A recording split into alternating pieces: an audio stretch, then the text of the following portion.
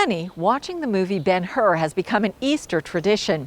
There's a remake of the film due out later this year, but there's an amazing story behind the film. Everything about Ben-Hur is larger than life, as you're about to see. The 1959 blockbuster Ben-Hur made history with a record 11 Academy Awards. And the 1925 version is making a comeback. What many may not know, however, is that Hollywood didn't create this classic story. The idea came from the best-selling novel Ben-Hur, A Tale of the Christ. The author behind Ben-Hur is Lew Wallace, a true Renaissance man. Wallace showed a talent for writing early in life. He learned about the Bible while at boarding school. While he didn't care for church, the story of the three wise men fascinated him. So he decided to write a magazine article about them. I had no convictions about God or Christ. I neither believed nor disbelieved in them. Yet when the work was fairly begun, I found myself writing reverentially, with awe. Still, Wallace had much to learn about God, as he found out in a chance encounter with a well-known atheist named Robert Ingersoll. Well, Robert Ingersoll knew far more about the Bible.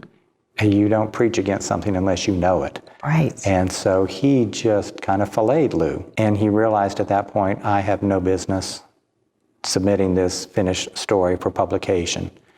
I don't know what I was talking about. I need to do the research. I need to learn the Bible. I need to learn the story. Early in his research, Wallace created the fictional character of Judah Ben-Hur, telling how he witnessed the real-life events leading up to the death and resurrection of Christ. Wallace soon began to see God through the eyes of his character. The book became the best-selling novel of the 19th century. It has never been out of print. It just was the right book at the right time. People were looking for ways to reconcile, to come together. They were exploring, how can there be a God that would allow a war to happen like this? After its publication, letters flooded in, including one from President James Garfield. He wrote, "With this beautiful and reverent book, you have lightened the burden of my daily life." Wallace's own burdens had always been lightened outdoors. He did most of his writing under what came to be known as the Wallace beech tree. Its spreading branches droop to the ground, weighed down by their wealth of foliage, and under them I am shut in as by the walls of a towering green tent. That famous Wallace beech tree is no longer here. It actually died shortly after Wallace did and was replaced by this bronze statue of him behind me.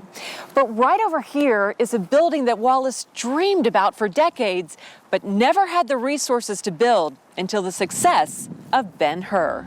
Lew built this as his private retreat. Wallace designed this 19th century man cave where he spent his golden years, writing every day until his death in 1905.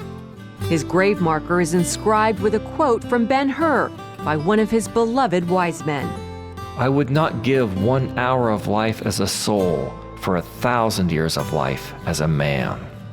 Wendy Griffith, CBN News, Crawfordsville, Indiana.